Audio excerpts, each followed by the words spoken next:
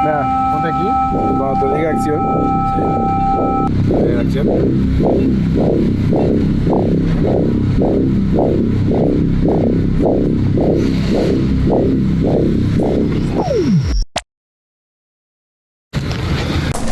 Ya no se siente imposible. ¿Y es para alumnos? ¿Para cineastas o para todo? Para quien sea. Sí, quien quiera aprender a hacer cine y experimentar. Sobre todo es eso, ¿no? Es como una manera de desmitificar el cine como lenguaje y al mismo tiempo... O sea, creo que te ayuda en cualquier tipo de proceso creativo. Porque también es muy imponente. Entonces el asunto de aventar de hacer algo que parece así como imposible y gigantesco y que requiere mucha gente y que en realidad no... Cumplir todo el proceso como que te regresa a la realidad. Y decir, bueno, sí soy capaz de hacer estas cosas. Sí, es como que encuentres tu propio proceso, porque todo el mundo es diferente, ¿no? Entonces es muy útil para eso. ¿Y empiezan que con el guión? Sí, que es también relativamente muy distinto para cada quien. Sí. Pero sí, empiezas por escribir, luego producimos, ¿no? O sea, como decir, ok, ¿esto cómo lo vamos a hacer real? Mañana. Y lo producen aquí, filman, regresan, lo editamos, lo postproducimos y lo presentan. Suena bien. Sí. A lo mejor si lo das en diciembre y estoy sin chamba, si a quieres, lo mejor me... En diciembre doy uno la primera semana, creo. O la segunda. Te aviso. Estoy viendo justo fechas.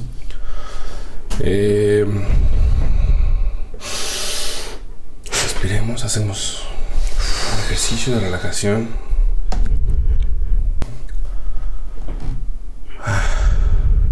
¿Cómo estás? Bien, Diego, ¿tú cómo estás? Bien. Ahí vamos. Mucha tragedia. Sí. En el mundo. Pero... Está complicado. Sí. Pero también me puso a pensar, por la película que vimos, como... las catástrofes suceden todo el tiempo, ¿no? Oh, o sea... Sí. Tanto afuera de nosotros como dentro de nosotros. Y viendo esta película, Wit, pensaba mucho en los otros personajes. Que pues estás viendo a alguien morir y a ti no te está pasando. Y siempre hay un poco de alivio, ¿no? O sea, cuando yo iba a ver a mi papá al hospital, decía como, bueno, estoy aquí, lo acompaño un poco y luego me voy y digo, pero le está pasando a él, no a mí, ¿no? Hay como un alivio ahí raro. Pero bueno, vimos Wit. Agudeza la tradujeron. Ajá. Sí, es como ingenio, ¿no? Es como ingenio. Wit es ingenio, sí. Y como referencia al lenguaje. O sea, es como ingenio, ingenioso. Sí. Ah, qué ingenioso. Que en México somos muy ingeniosos, entonces, en teoría, nos queda muy claro. Que es una película dirigida por Mike Nichols, que también dirigió ¿Quién le tiene miedo a Virginia Woolf? Está escrita por él y por Emma Thompson, que es la actriz principal, pero está basada en una obra de teatro, ¿no? Se ganó el Pulitzer por esta obra en el 2000. Margaret, no te digo cómo se llama. Pero todo gira alrededor de una maestra de poesía, ¿no? Bueno, es una erudita de poesía del siglo XVII, particularmente de John Donne, que por cierto es un poeta que a mí me gusta bastante. ¿Sí? ¿Lo conocías? Sí, lo conocía. Bueno, mi tesis de maestría tiene como no como introducción metodológica, sino como presentación, un escrito de John Donne de 1609 o 1615. Vale. Que es, por cierto, el escrito que le da título al libro Por quién lloran las campanas. For Whom the Bell Tolls. Ajá. Que también es una canción de Metallica. Sí, efectivamente. Margaret Edson se llama la dramaturga. Es una película devastadora, de una manera muy ingeniosa. ¿Sí? O sea, cuando la empecé a ver dije, realmente quiero ver esto porque pues pasé por algo similar no a ella obviamente, pero mi papá se murió de cáncer. Y todo ese proceso hospitalario, eso es lo primero que me llamó la atención, que el proceso hospitalario está muy bien hecho, ¿no? O sea, como que es así, es muy difícil porque es impersonal, porque pues todo el mundo está en su, ¿no? Y me gusta que no como que sataniza a nadie, sino es como, pues cada quien está en su vida, ¿no? Y un poco eso sostiene lo otro, que es, pues te acaban de decir que te vas a morir y luego te estás muriendo de una enfermedad horrible con un tratamiento súper agresivo. En realidad se está muriendo el tratamiento. O sea, lo dice en algún momento, ¿no? Sí. Y eso está muy... Sí. ¿Qué dice? Tengo un cáncer, tengo un tumor del tamaño de una toronja adentro, pero no estoy en esta condición por eso, sino estoy en esta condición por el tratamiento contra eso. Y así como que te dice... Le habla a la cámara todo el tiempo. Sí. Eso está muy chido. Que le está hablando a los espectadores, porque todo el tiempo habla en plural, ¿no? Dice, ustedes que me están viendo. Sí, sabe que está en una ficción, ¿no? O sea, bueno, no está en una ficción. Sabe que está como participando de una obra, ¿no? Porque luego cuando ya le empiezan a dar morfina y que dice, bueno, ahora los voy a dejar en manos de los expertos. Y tienes la primera escena en la que ella no participa, que es una escena que me parece muy... Pues muy fuerte y muy chida a la vez. O sea, es como... Llega el doctor que es como un joven muy ambicioso, que se parece un poco a ella cuando ella era joven. Que está obsesionado con la investigación, ¿no? Y que esa es como la disyuntiva. Ella era así. Ella es una académica muy rígida y muy que como que lo más importante para ella era eso, ¿no? La academia. Por eso no tiene relaciones personales, ni hijos, ni nada. Y se encuentra entonces en una situación en la que lo que quiere es que sean empáticos, humanos con ella, ¿no? Como cariñosos. Y le caga un poco eso. O sea, como que hasta lo dicen, ¿no? Porque mi vida se volvió tan cursi. Yo no era así. Yo no era así, ¿no? Y quiere que cuando habla con él, como que necesita sacarle algún tipo de calidez. Y él es como un robot, ¿no? Solo va por los datos. Se le olvida siempre la parte clínica que lo tienen que recordar, ¿no? Como, dile buenas tardes, ¿cómo te sientes? Y va y lo hace. Y es como... Hasta es como una especie de actuación, ¿no? Y luego hay esta escena muy padre cuando como que entiende cómo funciona y le empieza a hacer preguntas sobre el cáncer, ¿no? Y él está maravillado con el cáncer y es como toda la miopía del médico de no saber que está hablando como si fuera una maravilla de la cosa que está matando a esta mujer. Y ella como lo absorbe como de una manera... Pues también ella sí es empática con lo otro, ¿no? O sea, ella entiende la fascinación por el tema. Pero al mismo tiempo es muy duro escuchar eso sobre el final de su vida, pues.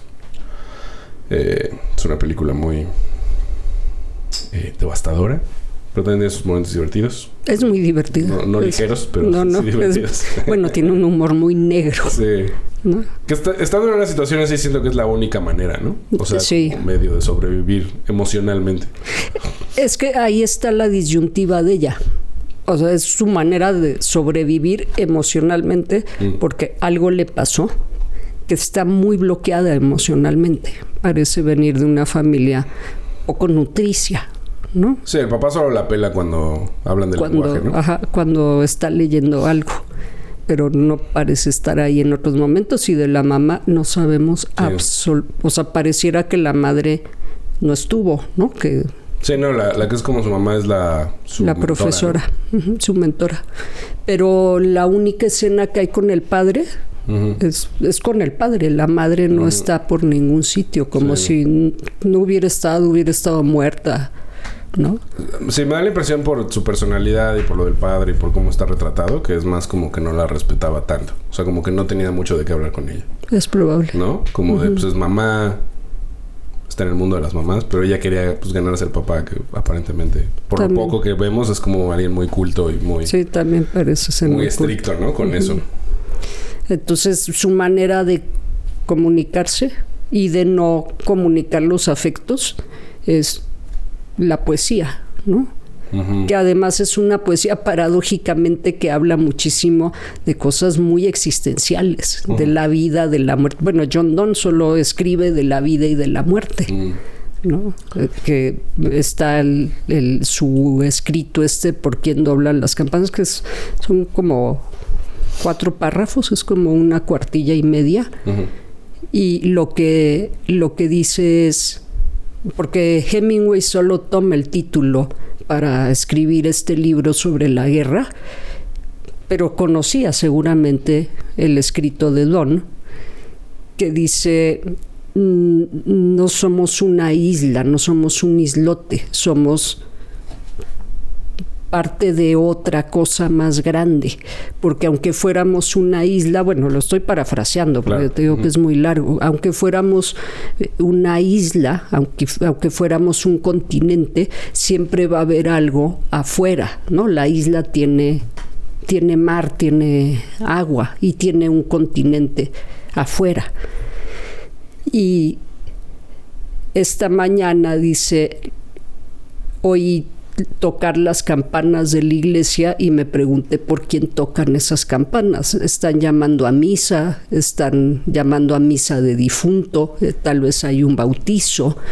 Y dice al final de todo el escrito, las campanas tocan por mí, tocan por ti y tocan por todos, ¿no? En diferentes días. Claro. Hoy tocan por alguien más, hoy no tocan por mí, pero en algún momento tocarán por mí cuando esté muerto. Claro.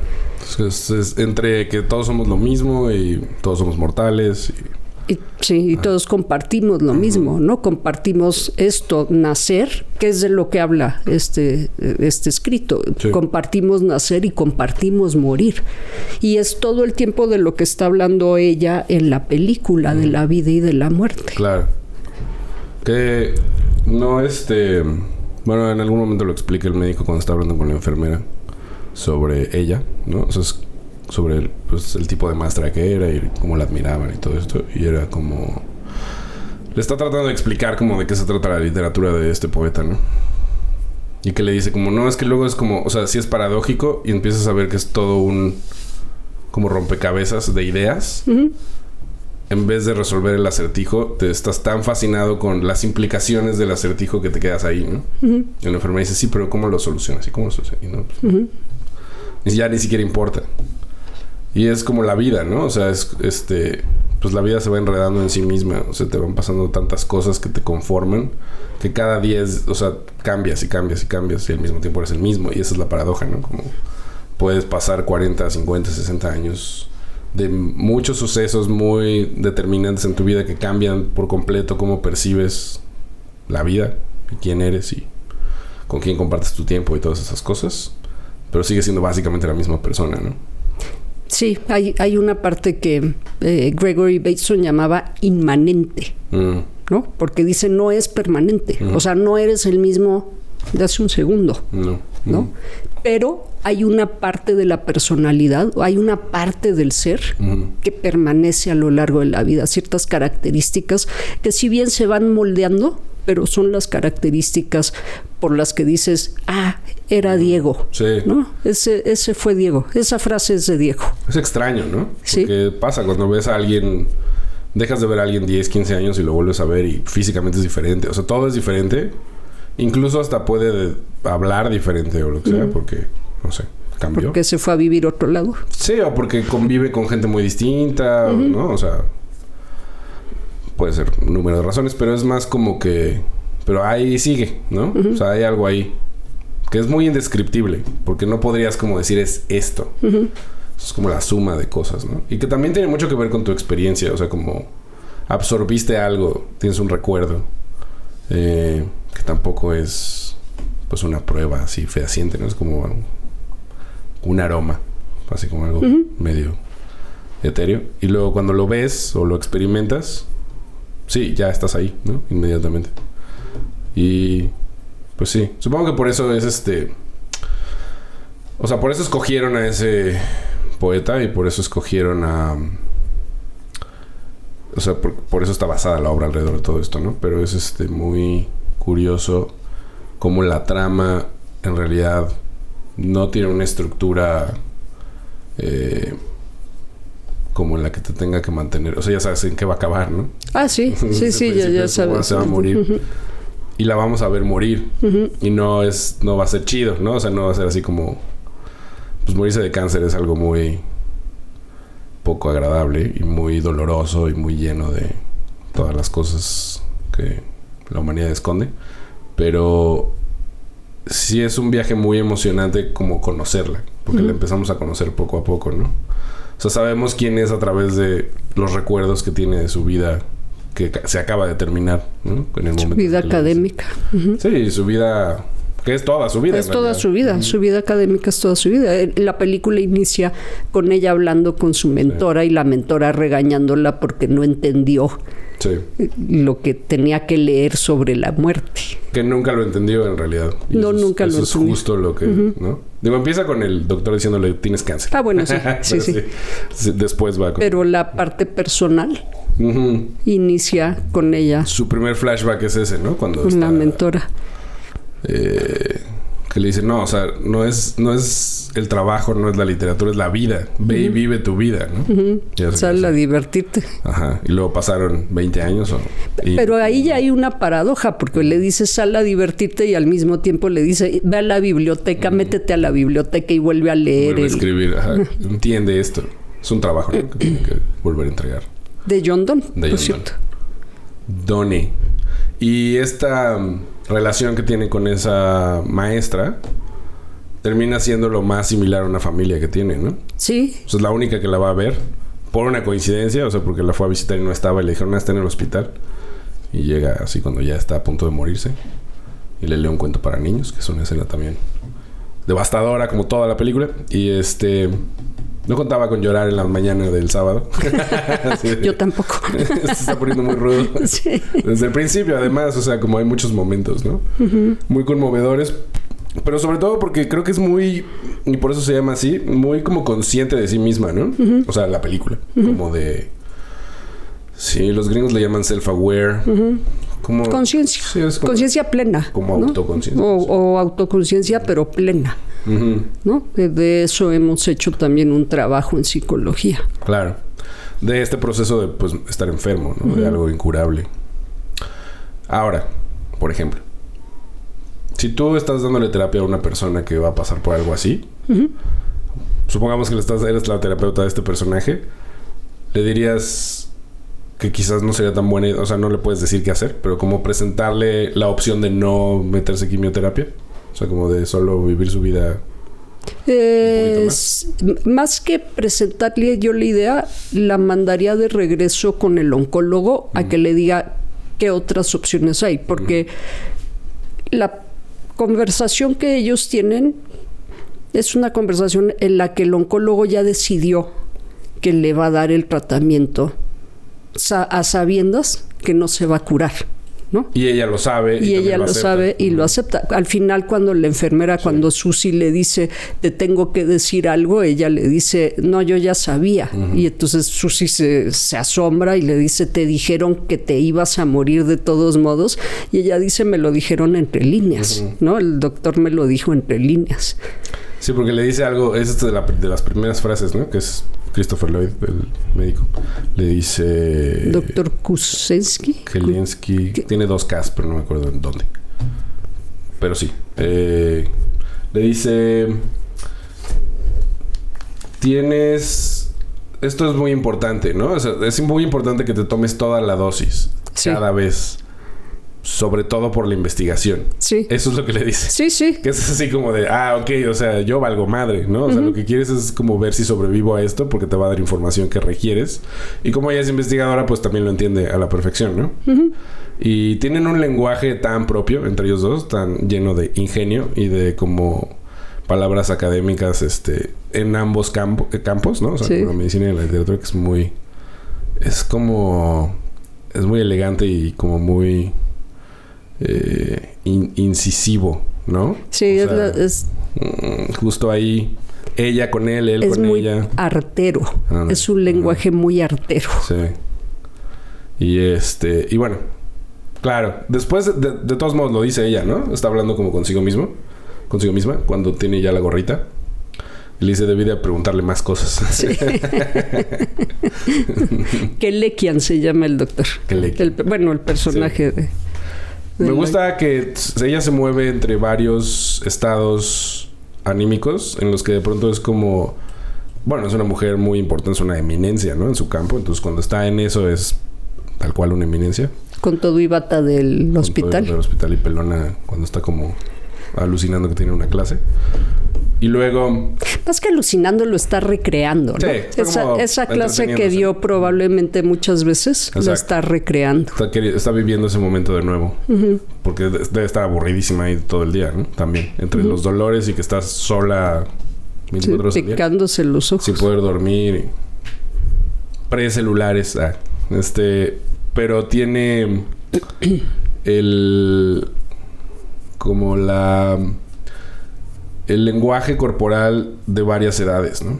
O sea, de pronto es una mujer muy frágil, de pronto es como una adolescente, de pronto es como una niña, porque va pasando por todos esos estados en los que también se acuerda de cuando ella no ha sido particularmente empática con otras personas, ¿no? Como su alumno que le pide una extensión para un trabajo porque se murió su abuelita y ella así como con sarcasmo le dice, sí, bueno, tú puedes hacer lo que quieras, pero tu trabajo tiene que llegar a esta hora, ¿no? Y son cosas muy sutiles en el sentido de que no es melodramático, ¿no? Pero sí hay como... Pues ves los ojos, ¿no? Del alumno, como esta cara de... Chale. Qué culera. ¿No? Es básicamente eso. Sí, que además no piensa ni discutirle, ¿no? No va a discutir con la autoridad. No, ya le dijo que no. Ya le dijo que no, exacto. Es como, sí, como que se le cae esto de... O sea, si quiero ir a ver a mi abuela, pues tengo que reprobar esto, ¿no? Sí. Me está poniendo como en una situación imposible. Y ella, o sea, como que cuando se acuerda, está en una situación imposible, ¿no? Que es cuando habla con el médico joven, con Jason, ¿no? Y dice, estos tienen la misma empatía que tuve yo en otras épocas ante la desgracia humana. Sí. Me encanta cuando hace esta... Como que te prepara para el show. Y dicen, miren, van a experimentar algo maravilloso. Sí. Y llegan los alumnos, ¿no? A hacer como su diagnóstico. Y es como si no estuviera ahí. O sea, la tratan como un pedazo de carne. Y cómo la tocan y cómo hablan de ella. Y ya se van. Y que es cuando le dice... El doctor le recuerda a Jason esto de... La parte clínica, ¿no? Sí, perdón. Y se regresa así como...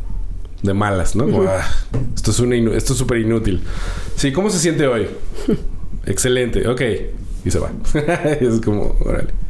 Sí, que no hay una mirada. Los médicos, las enfermeras, todo el personal médico y paramédico camina todo el tiempo en el hospital, ¿no? Es su área de trabajo, se divierte en el hospital, bromea en el hospital. Duermen, se enamoran, se emborrachan, ¿no? Me han platicado. Sí, toda su vida me han contado, ¿no? Me han contado de gente que se emborracha en sus guardias. Y ahí pasa todo en ese nivel. Pero luego está el otro nivel, que es el de los pacientes, que estás con una bata ridícula, ¿no? Que te mueves un poquito y ya se abrió de un lado y se abrió del otro y estás desnuda o desnudo en el hospital y cualquiera entra y te puede ver desnudo, o como en el caso de ella, le levantan las sábanas, le levantan la bata, ¿no? Y la empiezan a tocar, la otra pone cara de, sí, ya me la sé, o sea, aunque les haga ojos de huevo cocido, me van a seguir tocando sin siquiera preguntarme si pueden tocarme, ¿no? Entonces... los pacientes pierden toda humanidad en el hospital, pierden la dignidad, la humanidad, el sentido del espacio, ¿no? El espacio, su espacio personal se convierte en el espacio público de cualquier servidor de la salud que ande caminando por el hospital. Sí, o gente, o sea, cuando he estado en urgencias con mi jefa, pues es yo estoy ahí, ¿no? Y me toca ver todo eso y es como... Porque además te dicen, no, pues es que si va al baño la tienes que llevar tú. O sea, güey, la llevo al baño. Y en el camino al baño pueden pasar todo tipo de cosas, ¿no? Me ha tocado presenciar de todo, pero sobre todo momentos muy difíciles para la persona que los está viviendo. Y tú estás haciendo otra cosa, no tiene nada que ver con eso, pero puedes empatizar un poco porque dices, bueno, aquí está mi mamá, entonces entiendo que esto no es fácil y que pues cada quien tiene una preocupación muy grande porque nadie quiere estar ahí, obviamente. Y los médicos pues están en otro universo, ¿no? Y luego, y además de los médicos está la parte como administrativa, o sea, como los guardias y pues la gente ¿no? Los de la burocracia, que esos están en otro nivel todavía más como... ¿Cómo se dice? Como... distante. Sí, como disociado, no sé, como jaded, ¿no? Así como... No hay... Es como si no existiera. O sea, es como yo aquí vengo a llenar estos papeles y... Si me habla raro, pues... me voy a enojar. O sea, te pueden hacer la vida imposible muy fácil. No hay mucha... Como que no es un ambiente que tampoco se preste para mucha empatía, ¿no? Porque también los médicos y las enfermeras no duermen nunca y tienen unos turnos súper cansados y están en chinga. Pensaba un poco en eso, ¿no? O sea, que... Pues no sé cuánto... O sea, en el hospital... Bueno, en el hospital que fui hay como un enfermero o enfermera por cada como 8 camas, ¿no? Ya en piso. Y entonces ese pues están en rotación continua, ¿no? O sea, están viendo los 8 y tienen que ir por las medicinas, traerlas, rellenar informes, limpiar cosas, 24 horas, o sea, sus turnos son como de 8 horas, ¿no? Pero tú tienes 3 turnos de 8 horas y está un jefe de enfermera. O sea, todo es como muy... como una línea de ensamble, ¿no? O sea, todos tienen que estar haciendo algo para que sea eficiente.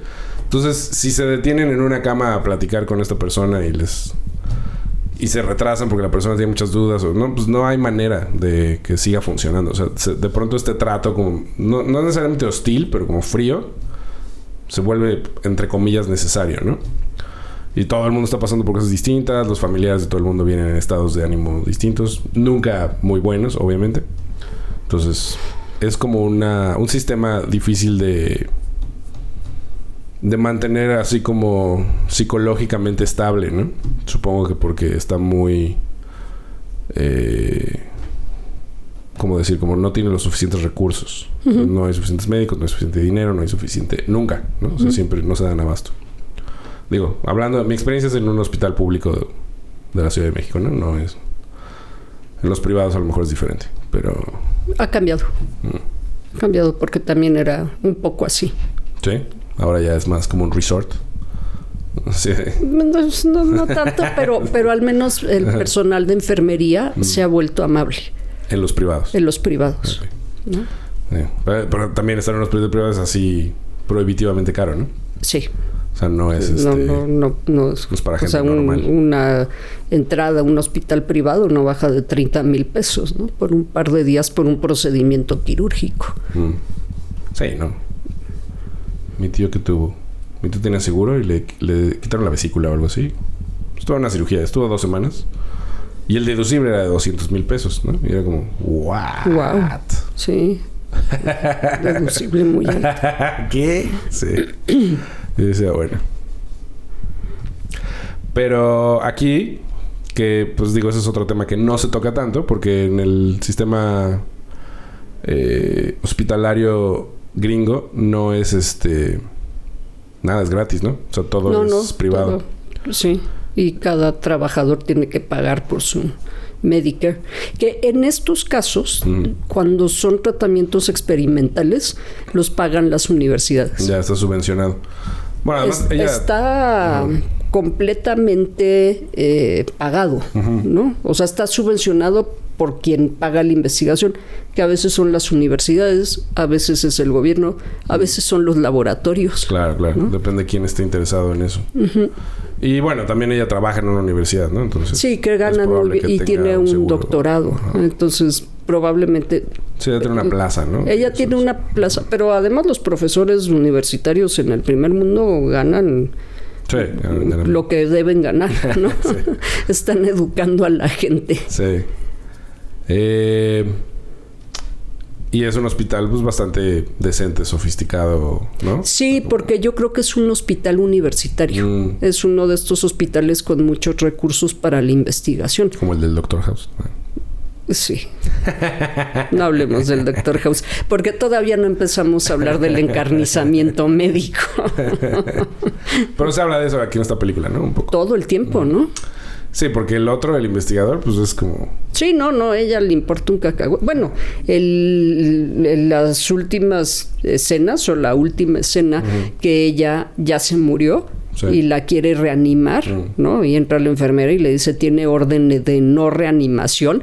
La respuesta de él es investigación. Sí. Ella es investigación, sí. ¿No? O sea, de ella le importa poco menos. Sí, como que parece que es porque tiene una relación emocional con ella, pero es una relación emocional con el tumor, ¿no? Con el tumor y con la investigación, con el tratamiento, con las secuelas del tratamiento. Claro. Quieren ver hasta sus últimas consecuencias, cuáles son las secuelas de ponerle el medicamento. Son 2 medicamentos. Sí. Me refería al otro, al jefe. Porque lo ves 3 veces. Sí. Ajá. ¿Cómo dijimos? No me acuerdo. Es un apellido ahí raro. Kelekian. Que es como Kevorkian.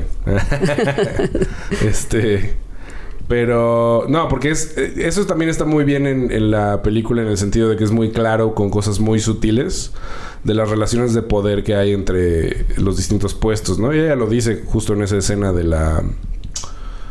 cuando le diagnostican los alumnos. Uh-huh. Y dice, ¿vieron esa maravilla? Subordinación, rivalidades, ¿no? Como eso que está diciendo. Que es algo con lo que está muy familiarizada en el mundo académico. Pero ves esta escena, hasta está fuera de foco, por eso me parece tan bien hecho. Que es... Ella está como en aislamiento porque se le bajaron las defensas al máximo, ¿no? Uh-huh. Es cuando ya regresa al hospital. Y está en una sala como sellada. Y entra el... Kelekian. Solo con una... como cubrebocas y le habla, ¿no? Uh-huh. Todo esto fuera de foco. O sea, ella está en foco. Él está allá al fondo. Y entonces entra el otro médico, el investigador, el subalterno. Jason. Igual. Y lo regresa, ¿no? Así como... protocolo, papá, ¿no? Uh-huh. Pero además siempre diciendo que qué pérdida de tiempo que yo tenga que venir a hacer esto. Eso es después. Ajá, o sea, le dice esto del protocolo y lo regresa. Y entonces el médico, o sea, se va. Le pregunta, ¿no? Como... Más bien le dice, sí, campeona, vas muy bien, todo va a salir bien. Y se va. Y entonces luego el otro pues tiene que hacer el protocolo de ponerse la bata y lo que sea. Y es cuando entra despotricando de que todo esto es una pérdida de tiempo en cuanto al protocolo de ponerse, ¿no? Le vuelve a preguntar cosas, está como de malas y se va. Pero es eso, o sea, es la dinámica del poder de que como el otro es el jefe, no lo hace. Entonces quiere decir que no tampoco importa tanto, ¿no? O sí importa, pero a él no le importa. Que Lekian es igual que son como iguales los 3, ¿no? Desde la primera escena en que le dice, te voy a poner en un protocolo de investigación. Sí. Y ella dice, yo me he dedicado a la investigación toda la vida, haz lo que quieras, ¿no? Claro. Pero es la dinámica de eso, del poder que hay en cada quien, ¿no? Que es como... Él está ejerciendo el poder de la misma manera como... Es que no es descuidado, pero como... Sí, negligente. Sin empatía. Sí. ¿No? Como de, bueno, pero si yo soy el jefe, entonces si se contagia por mí, ni modo. Así como no sé... O sea, ni siquiera lo está pensando, pues, ¿no? Porque es improbable. Entonces. Sí, porque ni siquiera se pone el cubrebocas. Se cubre se lo pone así. Se cubre la boca con el cubrebocas, pero ni siquiera se pone bien el cubrebocas. Exacto. Y cuando entra el otro haciendo exactamente lo mismo, no, está mal, ¿no? Y es como... O sea, lo digo porque... Cuando entras a cualquier tipo de dinámica en la que tú estés aprendiendo de alguien, o sea, que eres aprendiz en el cine, bueno, en mi caso en el cine, es muy así, ¿no? O sea, como que ves a todo el mundo haciendo cosas y tú, pues, quieres aprender, entonces las haces igual y no, está mal hecho. Entonces, como... Si está mal hecho, entonces, ¿por qué lo hacen ustedes? O sea, no entiendo, ¿no? Es como, no, es que yo ya me lo gané. Porque estoy muy cabrón y tú apenas empiezas. Ok. Pero entonces el protocolo no sirve para lo que me dices. O el protocolo no sirve o tú lo estás haciendo mal. Exacto. Y entonces es como... En fin. Pero es como lo absurdo de eso, ¿no? Y es lo absurdo de que ella fuera tan rígida, que ese es el tema de todo esto, ¿no? O sea, lo absurdo que fue que lo que le daba sentido a su vida es lo que ahora le hacía tanta falta, ¿no? Que era esta cercanía humana. Que te están diciendo un poco de la paradoja de la vida es... que encontró algo que le apasionaba a un nivel muy profundo y luego eso mismo es lo que nunca tuvo, o sea, nunca tuvo lo contrario. Lo que pensó que no necesitaba es lo que más necesitaba al final. Sí, que como dices, es la paradoja, porque ahí fue donde se refugió.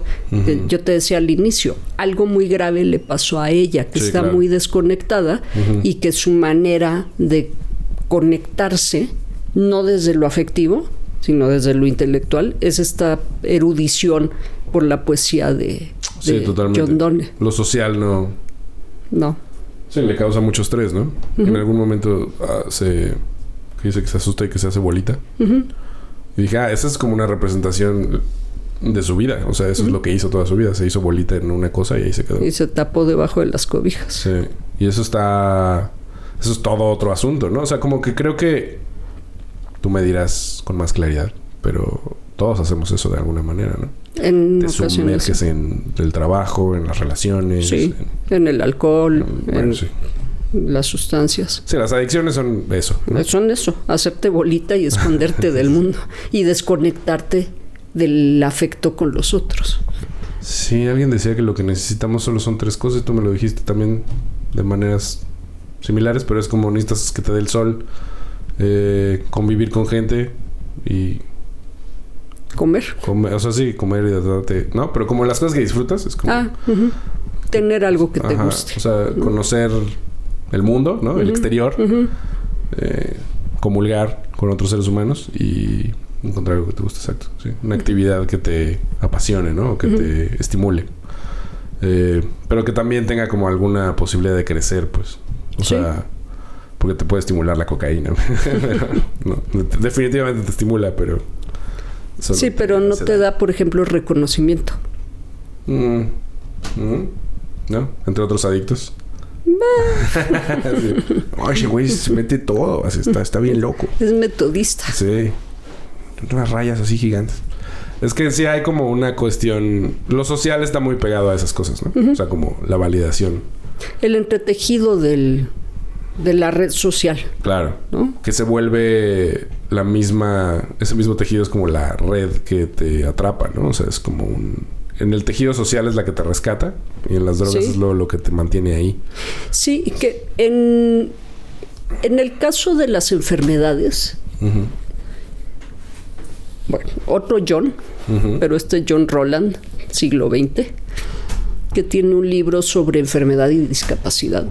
Roland lo que dice es, hay unas necesidades que te pone la enfermedad, ¿no? Necesidad de atención médica, de recurso económico, de atención psicológica, y luego hay unos estilos de enfrentamiento. Ella me recuerda mucho una paciente que no fue mi paciente, pero que ejemplificaba un estilo de enfrentamiento. Era una mujer como ella, muy independiente, muy como aislada, muy segura, muy autónoma, que enferma de cáncer, y cuando iba a que le hicieran las quimios, iba sola. Que eso no te lo permite ni el hospital público, ni el privado, ni ninguno. Pues ella, quién sabe de qué arte se hizo, y convenció al hospital que no tenía quien la acompañara, iba sola. Y saliendo de la quimio, se hacía bolita, le contaba a su terapeuta, se hacía bolita en un rincón a esperar a que le pasara el malestar para poder tomar un taxi de regreso a casa, ¿no? Y es esta parte del tejido, o sea, ella podía tener tejido, pero había escogido no molestar, ¿no? a su red social, porque ella era el apoyo para la red social. Claro. En este caso es un poco diferente. Ella no es que sea el apoyo de la red social, porque no hay tal red social, pero ella es su propio apoyo. Entonces se va sola al hospital, nadie la visita. Vaya, ni siquiera sus compañeros de la universidad. Y sí saben que está en el hospital, porque cuando llega su mentora o su antigua mentora, todo el mundo sabe. Le dice, pasé a verte, no te encontré y me dijeron en el hospital que está, en la universidad que estás acá. Se habla de eso, ¿no? De que piensa que estarán diciendo se han de estar peleando por mi puesto y luego se van a sentir culpables y van a hacerme un homenaje corto pero dulce. Sí, yo vi una señora así en cancerología. También. Sí, cuando mi papá lo internaron una vez porque casi muere para operarlo antes de que se muriera. Fui a admisiones. Bueno, ahí a la recepción de urgencias, y estaba una señora en una silla de ruedas y justo estaba discutiendo con el de admisiones, que era como, es que no puede entrar sola, y es como, pues no hay nadie, ¿no? Una señora además ya grande, en silla de ruedas y con un turbante, me acuerdo mucho eso. Y pues era como, pues aquí estoy, o sea, no me vas a aceptar, eso es una tontería, háblale a mi doctor, ¿no? Y ya, y obviamente se la admitieron, pues, pero fue todo un proceso, y yo pensaba como, imagínate que vienes valiendo madre a urgencia y todavía te tienes que pelear con alguien Porque entiendo que es un protocolo de seguridad, pero si no tienes a nadie que... Por eso existe trabajo social, ¿no? O sea, es como... En fin. Pero es eso, ¿no? Como el... O sea, pensar en que la enfermedad también es algo que luego la gente no quiere que los demás vean, ¿no? O sea, a mi papá no le gustaba que lo visitaran después de cierto momento, ¿no? Como que se estresaba, ¿no? Porque pues estaba quedando dormido, se veía muy mal. No tenía ganas de escuchar a alguien más de 3 minutos. O sea, como que ni le veía sentido, pues. Y eso como que a ella también un poco, ¿no? O sea, no quería tener que pasar por estos... Digo, no había nadie muy cercano personalmente, pero tampoco quería tener que pasar por el protocolo social de... Lo dice al inicio cuando está vomitando, ¿no? Claro. Sí. Estoy sola, pero también qué bueno que no haya nadie fastidiándome en estos momentos. Que es este proceso. Me identifico mucho con eso. Sí. Es este proceso en el que ella de inicio dice, no, a mí déjenme en paz, yo me hago cargo, y que voltea con la gorra puesta y dice, creo que debía haber hecho más preguntas. Exacto, sí. Creo que ser tan autónoma y tan segura de mí no me reporta siempre. No, y es eso, porque tiene un precio que es como, pues es medio, sobre todo si eres solitario, es medio molesto. Un individuo extra, pero al mismo tiempo es útil, ¿no? Y pues lo necesitas, o sea, genéticamente, ¿no? No puedes escoger no necesitarlo, pues. Lo necesitas como el aire. Entonces se vuelve, pues sí, muy contradictorio, ¿no? Muy poco sano también. Y digo, habla en muchos niveles de esto la película, pero creo que lo chido de verla, que la pueden ver en HBO, es que te hace cuestionar varias cosas de ti mismo, ¿no? Y de cómo vives. Porque es muy probable que, no sé, ¿qué porcentaje de gente se va a morir de una enfermedad horrible? Pues un gran porcentaje, ¿no? ¿Y de cáncer? De cáncer muchos. O sea, creo que si te mueres de un infarto es como que, bueno, pues estuvo rápido, ¿no? Estuvo padre. Ajá. Las muertes violentas y eso, bueno, eso nunca está padre, pero tampoco son tantas. Bueno, el infarto tampoco, pero pero es como el sueño de todo el mundo, ¿no? Me quiero dormir un día y no despertar porque me dio un infarto. Sí. Bueno, no, yo no vi un documental que está muy interesante, que es una chica que su papá se está muriendo y le está haciendo un documental. Ahorita me acuerdo cómo se llama. Y le pregunta qué es lo más doloroso que te ha pasado en la vida. Y me dice, cuando me dio el primer infarto. Y entonces describe el dolor que sintió, ¿no? Sí, son dolorosos los infartos. Y además, claro, es doloroso porque sobrevivió, ¿sí, no? Sí, si no, bueno, si no nos cuenta, ¿no? Es como si no hubiera pasado. No, claro, sí, pero... sí, o sea, como fallos respiratorios, cosas como dormido, pues sí, obviamente. Pero en general, pues todo el mundo se enferma, ¿no? En algún momento, por la edad, mal estilo de vida, lo que tú quieras. Y que supongo que para ti es parte del proceso con tus pacientes más grandes, ¿no? O bueno, no necesariamente los más grandes. No. Fíjate que como estamos en la clínica de enfermedades crónicas, nos ha tocado, por ejemplo, atender familias de gente muy joven, ¿no? Por ejemplo, de cáncer, de chicos con leucemia, claro, que es el cáncer que les da a los niños. Más morro. Sí. Después aparece el de testículo, también nos tocó un caso. Creo que uno nada más. Y luego en los últimos años yo creo que yo tengo mala suerte porque leía que la incidencia de esta enfermedad lateral amiotrófica es bajísima. Pues yo he visto como 3 o 4 casos en los últimos 4 años. A lo mejor ha subido poco a poco. Puede ser. Y puede ser que porque el último que vi fue ya post pandemia. Estábamos hablando de la COVID pandemia. Tuvo su... Ajá. Tal vez el COVID tuvo ahí su influencia. Pero sí vemos familias con enfermos jóvenes, ¿no? Con enfermos crónicos. Bueno, por eso buscan a la clínica. Claro. Teníamos incluso, mi tesis de doctorado es un proyecto con el Instituto Nacional de Pediatría. Es la sistematización y el reporte del trabajo con el laboratorio de neurodesarrollo del instituto. Claro. Porque sí vemos familias con enfermos crónicos muy jóvenes, de muy diversas índoles, ¿no? O sea, discapacidades de muy diversas índoles, con chiquitines y sus familias, la implicación que eso tiene en la familia. Y es un trabajal, porque es un trabajal para toda la vida. Muchos de estos chicos sobreviven la infancia y llegan hasta estadios avanzados de la vida. Y ahí, por ejemplo, hay mucho trabajo que hacer con los hermanos. Estos chicos se pueden convertir en los tiranos de la familia. Claro. Y los hermanos viven muy resentidos.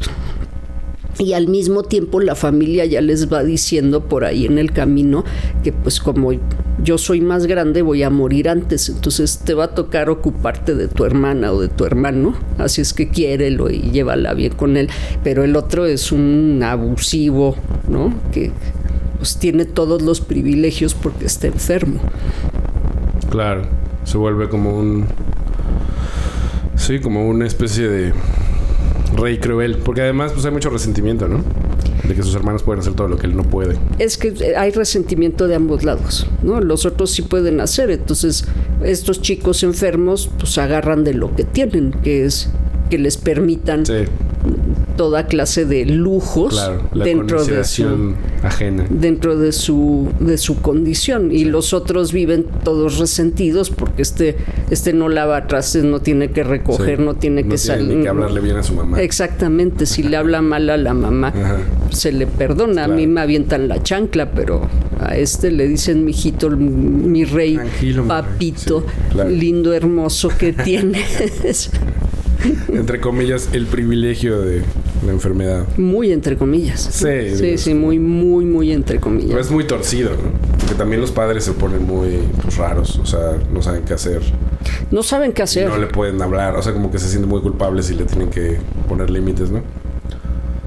Puedes moverle aquí. Esto. Ahí está. Sí. ¿Ya?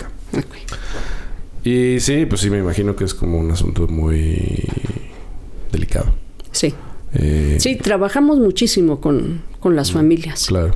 Y muchas veces con el establecimiento de límites. De todos, porque el hecho de que uno de los chicos esté enfermo mueve los límites de todo. Claro. ¿No? Como que hay, por ejemplo, un estigma en el mundo de la psicología que los hijos parentales son como una maldición de la familia, ¿no? O sea, para los chicos, que no deberían existir los hijos parentales, que esos hijos no deberían cargar responsabilidades que no les tocan. Pero, a ver, pues, también, y a veces depende del contexto. Una familia, claro, que comentábamos en algún momento, creo que en el capítulo de enfermedades crónicas, el señor se sale a trabajar porque es un obrero, no le van a dar permiso para que esté viniendo a la terapia de familia, ni para que vaya al hospital, ni nada. Sí. Entonces, cuando la mamá se sale a llevar al niño al hospital, pues el hijo mayor o el que esté más habilitado se va a hacer cargo de cocinar, de limpiar, de lavar, de darles de comer a los hermanos, de llevarlos a la escuela. Sí. Eso es así, pues, ¿no? Y no le vamos, o sea, en la terapia de familia no le vamos a decir a la mamá, usted está parentalizando a su hijo y eso está muy mal. Bueno, claro, pues ese es el apoyo que hay y así le tocó al chico. Sí, ¿cuál sería la alternativa? Que el Estado tuviera algo que funcionara para eso. Sí. Buena suerte con... No, hablando de lo ideal, no de lo real. Lo ideal no sé, porque yo creo que pasa en todos los países. ¿Sí? Pero es distinta la experiencia de ir a una clínica a esperarte todo el día, a que te atiendan y que sea una experiencia difícil. Pasa en los países del primer mundo, que la gente tiene que ir a esperar todo el día. Puede ser, ¿verdad? Sí. Digo, es mucha menos gente también. O sea, ahora, son varias cosas. Claro, es que vemos películas de estos hospitales como de muy primer nivel, pero no vemos las películas de los hospitales de los barrios pobres. Claro. Bueno, sí hay. ¿No? O sea, digo, sí hay, pero... Sí las vemos también. Y es un infierno, ¿no? Sí. Porque además muchos de ellos no tienen el seguro, ¿no? Entonces no los van a atender. Acabo de ver una de Scorsese de los 90s que se llama Bringing Out the Dead, que es sobre unos paramédicos con Nicolas Cage. No duermen y están medio locos. Y pues eso, ¿no? El hospital es un hospital público en Nueva York en los 90s, que entonces pues, todavía estaba más rudo. Lleno de gente negra y latinos. Y... De todo. ¿no? Blancos bien pobres de esos. Sí, pues, poquitos nadie blancos. de varo, eso sí. Sí. Pero él no puede dormir, entonces usa todos los turnos. Entonces lo ves con distintos compañeros que están en distintos niveles de locura, o son adictos o alcohólicos, o lo que quieras, ¿no? Y la policía, y los indigentes, y los bomberos, los criminales, y los médicos, y los familiares. O sea, es todo ese universo, ¿no? Que de emergencias. Ajá. Sí, y pues sí, o sea, es muy distinto, ¿no? Ese mundo... Sí, que el de este hospital que está todo prístino. Con aire acondicionado. No, bueno. Sí. La enfermera te trae un helado y necesita platicar contigo y es como, wow. Bueno, incluso el hospital de ER, o sea, ya cuando metían al paciente estaba todo muy limpiecito, pero la sala de espera era como la antesala del purgatorio, ¿no? No era tan... Sí, yo acá en los que he estado del ISSSTE, por ejemplo... Que son como de los más fresas del ISSSTE. El 20. No, ese no he entrado. Ahí nací, miren, pero no he entrado. No, ahí no me dejaron entrar porque creo que no tenían psiquiatría o algo así. En el López Mateos, que está ahí por los viveros. Universidad. Ese está fresón, pero pues sí está... Churubusco. Pero adentro. Yo nunca he entrado, pero... No, o sea, se supone que está fresa en comparación a los demás, a eso me refiero. O sea, es de los menos... Por la gente que trabaja ahí me dijo, ¿no? O sea, como, no, este es como de los más chidos, ¿no? Y es grande y tiene varios pisos, ¿no? Sí, tiene muchos pisos. Pero no está bien. O sea, está decente en comparación a, ¿no? Que también es muy distinto. O sea, si vas al IMSS, al siglo XXI. Siglo XXI. Pues es así lo más fresa que existe, ¿no? En cuanto a hospitales públicos. Y luego te vas... O sea, la misma gente que entrevisté ahí, pues me decía no, pero yo vengo de una clínica del Estado de México y... Sí, bueno, por ejemplo, el hospital de Ticomán, ¿no? Que es así oscuro y... No lo conozco. Pero es famosamente... Es famoso. Porque además hace urgencias. Entonces tiene cualquier cantidad de gente todo el tiempo. Sí se siente mucho la centralización en la ciudad. O sea, como de los hospitales públicos... Y los de tercer aquí, nivel. ¿no? En algún lugar. Y los de tercer nivel son los de... Todos los de especialidades. Ajá, o sea, los que están en la zona de hospitales. O sea, cardiología... Esos son como de quinto nivel. ¿Sí? Sí, esos son... Pero son tercer nivel. Está La Raza también. Está Centro Médico. Centro Médico es tercer nivel porque es de especialidades. La Raza es raro. Porque tenía una parte muy antigua y como muy destruida. Y otra muy nueva. Con acabados como de mármol. Sí, es muy loco. Pero tienen un equipo viejo que es interesante. Vi de estas cabinas para probarte el oído. Que son como de... al vacío. Y tienen como unas escotillas así como militares. Como de submarino. Y era como... Eso es equipo de los 40. ¿no? Sí, eso es viejito. Pero bueno. Sí, o sea, como los matices que hay entre hospitales públicos en México, pues son grandes, ¿no? Sí. O sea, hasta las mismas clínicas así de barrio, varía mucho. Pero no, o sea, tampoco yo diría que es un mal servicio. Porque, no. O sea, si vas a urgencias te vas a esperar 3-4 horas, seguro, mínimo, ¿no? Depende con qué vayas también, porque pues, hay gente que pasa al principio, ¿no? Si está muy grave. Y obviamente no es un lugar particularmente cómodo y maravilloso, pues no. Pero no sé, o sea... No lo describiría como algo particularmente horrible, ¿no? Digo, no es tampoco lo mejor. Cuando estuve allá adentro era como... Pues, sí, están estos pasillos que se ve todo pues, como viejo y les faltan cosas y todo es un poco un desmadre. Tiene como su orden, pero no lo entiendes, ni tampoco es muy claro. Y es como todo es un poco en el país, ¿no? También nuestra cultura es un poco así. Es como que... lo ingenioso es como que pues, lo pegas con Durex a ver hasta cuánto aguanta, ¿no? Y es muy así, ¿no? En todo. Es como, no, pues no hay camilleros, pero entonces va a venir uno de allá y cuando veas a uno así vestido de azul, pues te vas con él, ¿no? Ya, okay. No, necesitas ir por este sello acá. Y no, pues se fue a comer, pero puedes subir con... O sea, siempre hay como alguna manera ahí rara. Y alguien que te lo informa, ¿no? Alguien que te echa la mano. Sí. Digo, tienes que también ser tú hábil, amable, ¿no? Y amable. Ajá, porque... no dejarte llevar por la pasión del momento. Porque le hablas feo a alguien en cualquier momento y ya estás en el otro lado. Sí. Sobre todo con el personal administrativo, que eso es como la cosa. De los sellos y el archivo y los de la farmacia. Los de la farmacia. He visto gente perder ahí la cabeza. Pero también son muy así y no entiendo muy bien por qué. O sea, como que llegas con tu receta y dice 2 cajas de y solo te dan una, ¿no? Sí. Es como porque ahí dice 2. No, es que nada más... Pero, no, o sea, tienes... Y luego si te la dan. Y es como... Entonces, ¿por qué no me la diste desde el principio? O sea, ¿por qué tenemos que hacer esto? Porque las venden. Claro. Es que... Hay todo un... ¿Quieres ver que yo... ¿No le podemos hacer de otra manera? Hay toda una industria ahí. Claro. Muy lucrativa. Sí, seguro. Porque además siempre están agotados ¿no? Y la cola es enorme. Y llegan sobre pedido. O sea, por ejemplo, yo que iba por mi anticoagulante, cuando empecé a pelear porque no había anticoagulante en plena pandemia, y subía todos los meses a pelearme a la administración, me decían, es que sí, mire, sí está la orden, aquí está su número y aquí está su anticoagulante, pero no nos lo han surtido de la central, ¿no? Y entonces peleaba y a los 3 días aparecía.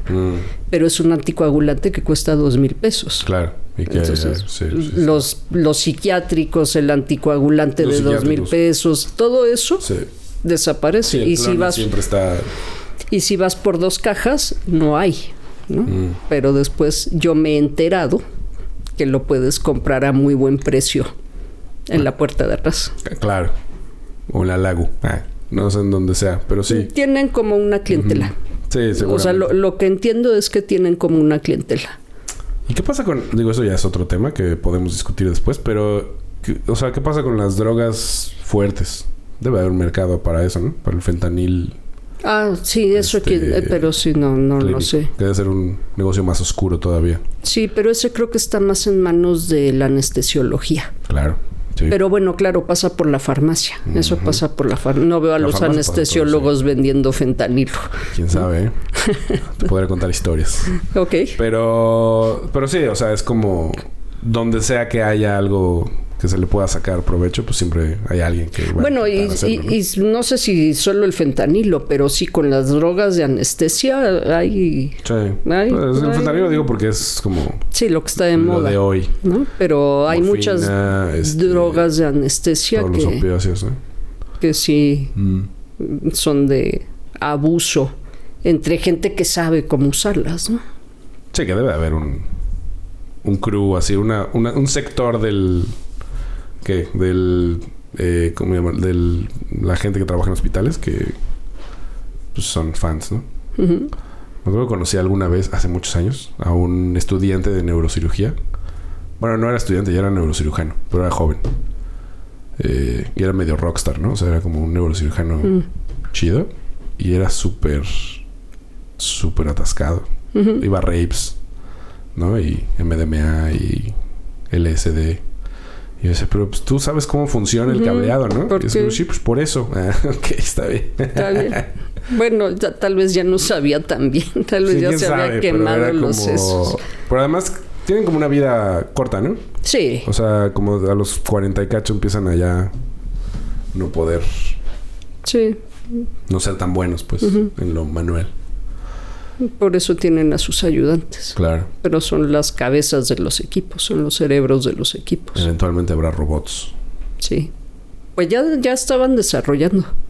Sí, o sea, ya hay cosas, ¿no? Sí. Pero, o sea... Ya estaban desarrollando justo para los neurocirujanos que se sientan en la computadora y le indican al robot de qué tamaño es el corte y de dónde a dónde exactamente. Ahí en el siglo XXI me tocó grabar Tienen una cosa que creo que solo existe en Latinoamérica ahí, que es para bombardear justo tumores muy precisamente, que es una cosa, es una sala inmensa en donde te acuestan y tienes que tener una máscara que está hecha a la medida de tu cara para que no te muevas ni un milímetro. Como que te amarran la cara así a la cama. Y tienen distintos lentes, ¿no? Para que justo sea como si tienes un tumor muy cerca del nervio ocular o algo así como delicado, puedan solo ahí, ¿no? Y es así muy caro y sofisticado. Y... no sé. Sí, llegamos a ese momento de la tecnología. Qué bueno, por un lado. Sí, pero ¿qué pasa con la psicología? O sea, esa tecnología tiene algo que ¿hay algo que se esté desarrollando en ese campo? No, que hablábamos, por ejemplo, de los avances con los electroshocks, ¿no? A título de la película de Atrapados sin salida.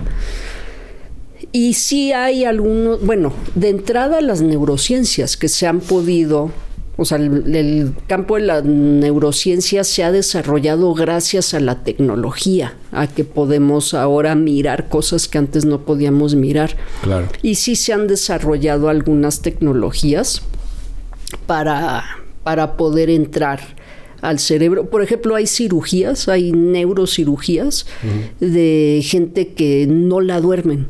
Y entonces van estimulando diferentes áreas del cerebro para ver dónde están las lesiones y dónde corregir alguna cicatriz o alguna lesión. Eso, por ejemplo, no es de psicología, pero pues nos atraviesa, efecto, sí, claro. Es que ahí hay un entrecruzamiento de la psicología con la neurología y con la psiquiatría, ¿no? Sí, porque sí estaba leyendo estos que claro, que le encuentran una lesión a gente que tiene comportamientos muy extraños, o que tienen cierto tipo de esquizofrenia, sociopatía. No siempre, ¿no? Sí, no siempre, pero sí. Sí puede ocurrir. Algo físico, algo orgánico. Puede ser. Pero mira, te cuento, por ejemplo, ahorita que hablaba de lo del lenguaje, atendí a una persona, yo creo que antes de la pandemia o por ahí, que le habían hecho una cirugía de neurología y había perdido el habla. Y cuando yo llegué a verlo, la esposa le decía como, cuéntale a Lisa de tal cosa. Y el otro decía, creo que decía no, decía dos cosas. Una creo que era no, y el otro era chinga tu madre. Okay. ¿No? Ese era todo lo que tenía. Todo lo que le había quedado del lenguaje. Son bastante útiles, pero van un poco en la misma dirección. Sí, exacto. No tienes matices, ¿no? Es como, o no tenía o chingas uno a tu que madre. dijera que sí. Exacto.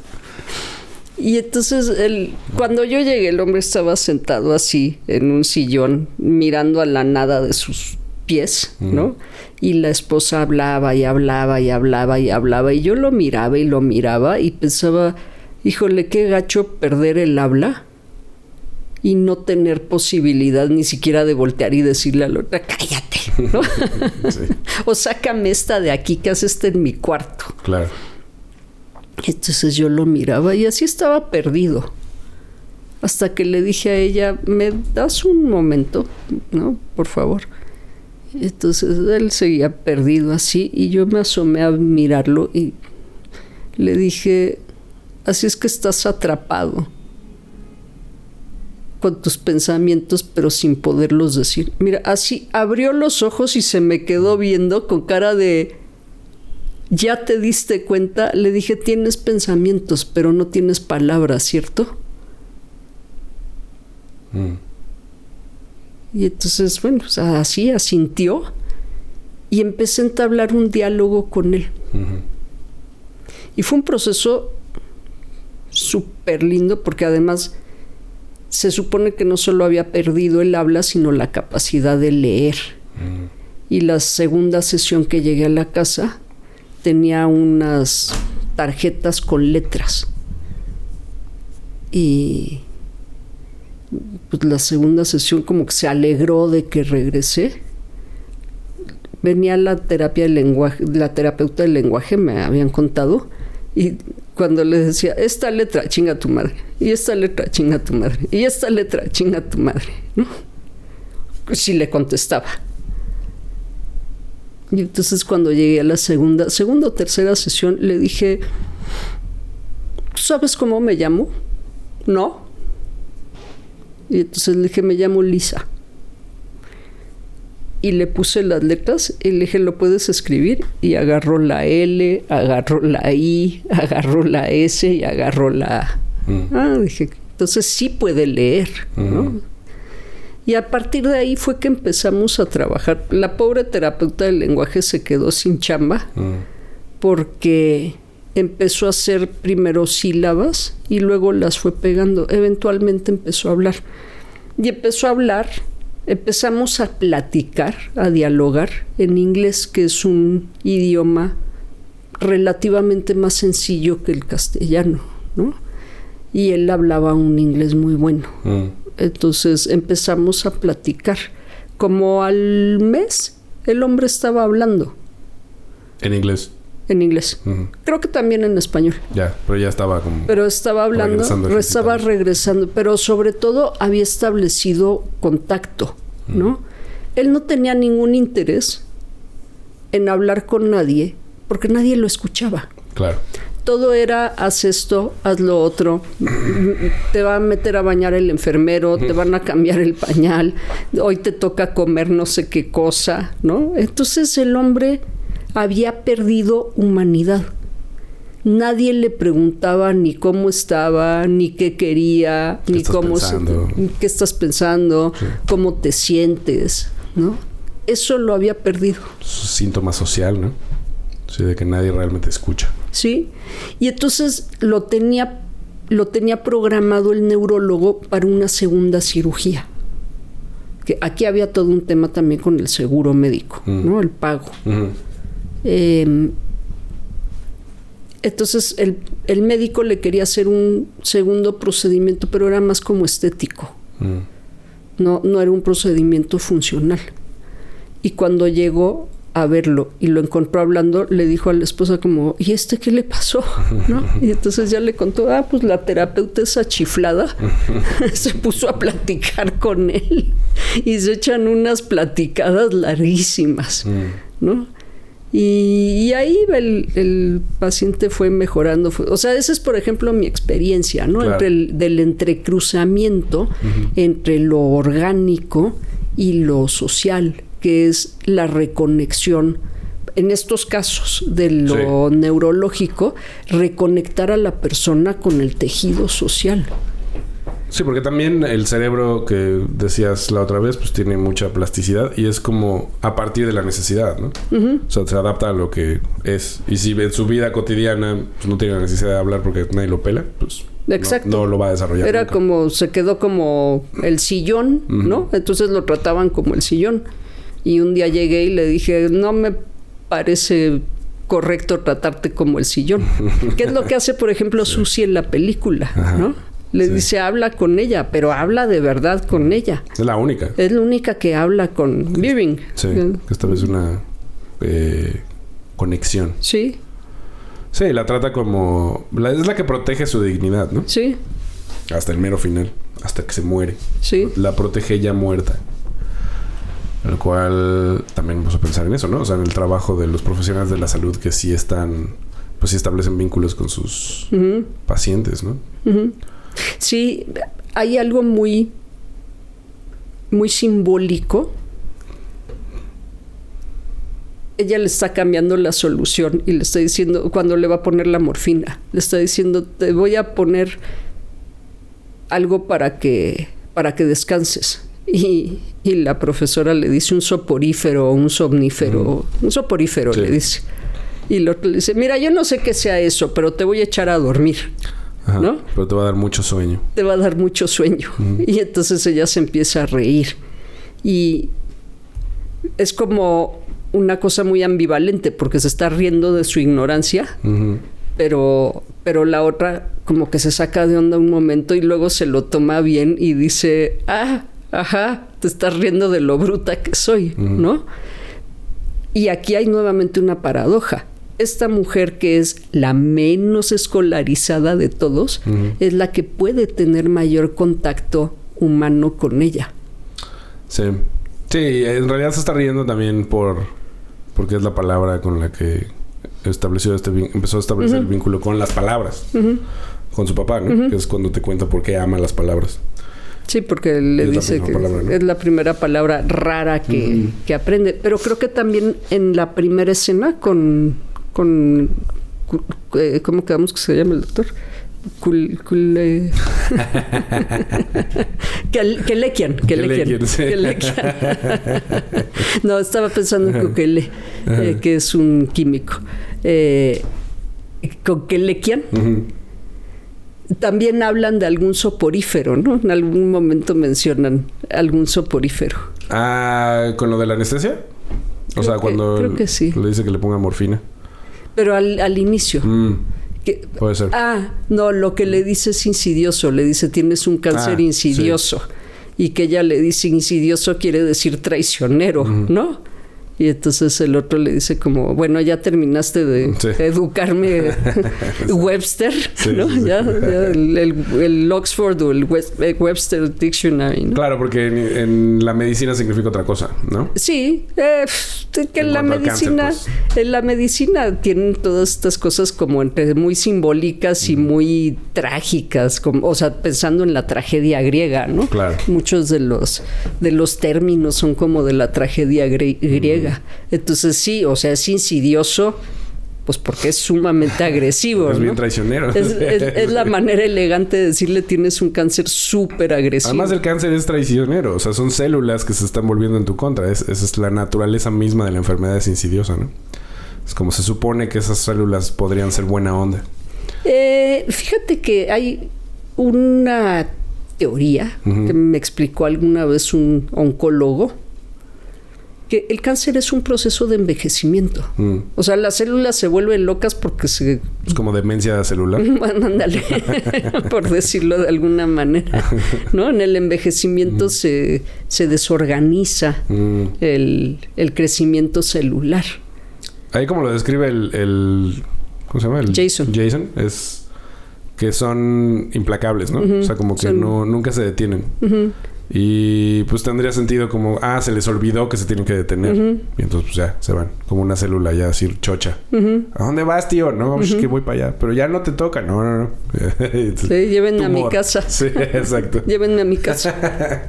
Llévenme a dormir. Claro. A dormir. Porque pensaba, o sea, si eso es un proceso que te mata, pero es un proceso que a lo mejor se puede usar de otra manera, y seguramente lo han pensado y lo han usado, ¿no? O sea, como si tenemos el poder de crecer células indefinidamente, como si son inmortales, ¿cómo podemos usar esto? Inmortales, lo dicen en inglés, le llama inmortales. ¿Cómo podemos hacer que eso funcione para nosotros, no? Que eso no sé si...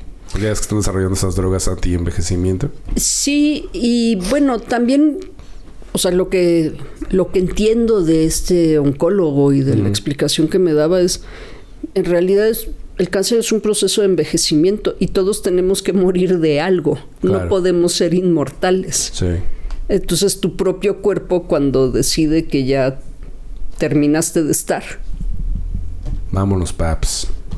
Sí, lo cual es trágico porque no coincide generalmente nunca con las ganas. Bueno, a lo mejor a veces. Sí, a veces tal vez. Pero también no siempre con la edad, ¿no? O con el cuerpo, realmente. O sea, cánceres muy jóvenes. Pero es que es eso con el cáncer. Por ejemplo, el cáncer de los niños es la leucemia. El de los hombres jóvenes es el de testículo, ¿no? El de las mujeres jóvenes, pero maduras, es el de seno o el de ovarios, que es el caso de esta mujer. Sí. El de gente un poco más grande, o sea, como madura, es el de páncreas, hígado, o sea, los de tripas. Próstata. Próstata. Entonces son procesos de envejecimiento. Vamos envejeciendo. Es como un sabor de envejecimiento. Sí. Te puede tocar cáncer o te puede tocar arterias tapadas o te puede tocar... Exactamente. Y el concepto de ser joven es un concepto que nos hemos inventado y al que le hemos dado mucho patrocinio en los últimos 50 años. Pero, y se ha extendido, ¿no? Y se ha extendido, pero pues lo que hablaba yo, por eso quería hablar en aquella ocasión del tema de epidemiología y de demografía, porque hoy día nos parece que si un niño se muere es una gran tragedia, ¿no? Pero pues todos tenemos diferentes programaciones genéticas. Claro.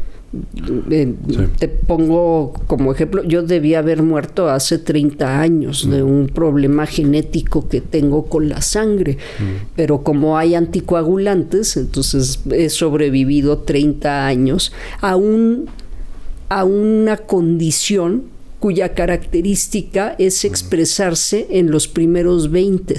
¿no? Claro. En los muy cerca de los 20 años. Entonces yo traigo 30 años de sobrevuelo. Yeah. Pero si no hubiera anticoagulantes, muy probablemente no lo hubiera brincado. O hubiera quedado como el bulto. El bulto nunca la hemos visto, ¿no? Pero podemos verla ahora. Podemos ver, bueno, o sea, yo la he visto, pero... Ahí sale mi tío. Ah, claro. Es cierto. Bravo, ¿no? ¿Cómo se llama? Paco Bravo.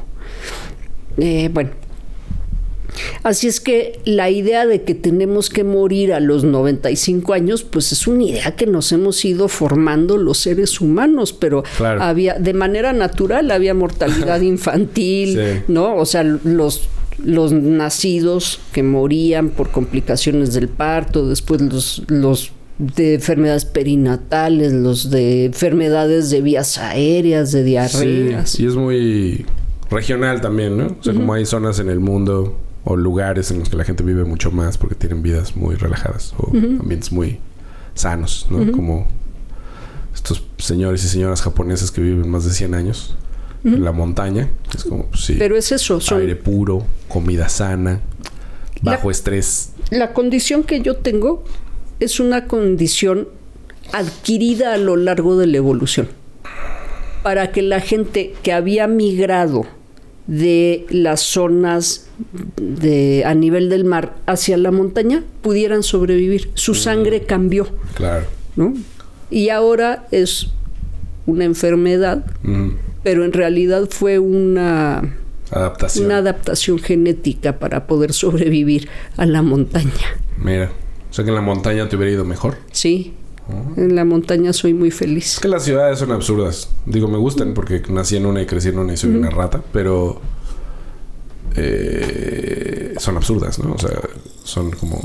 no son necesarias, sino es como un modelo económico. Y de sobrevivencia también. Sí, no sé, ¿no? O sea, si los estuviéramos más separados... Hay mucho terreno, pues, ¿no? No explorado, no... sí, o sea, tenemos muy desperdiciado, pero el tema es que si nos vamos y estamos más alejados tenemos menos probabilidad de sobrevivencia. Como grupos a lo mejor, pero como... como individuos como puede ser. No, y como especie también, pues, entre más esparcidos todos tienes. Si se mueren de acá, pues acá hay muchos más. Pero si llega un huracán a una ciudad, se valió madre, ¿no? Así es.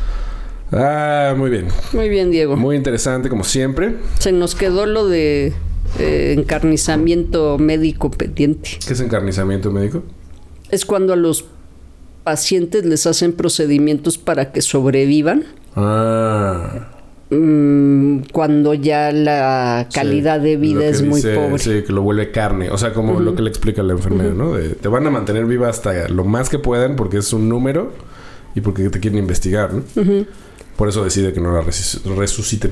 Y 2 horitos después, ella está muerta de dolor y entra Lloyd y le dice, ¿tienes dolor? No, estoy aquí regodeándome de gemir como una loca. Sí, ¿no? Sí, me encanta estar así.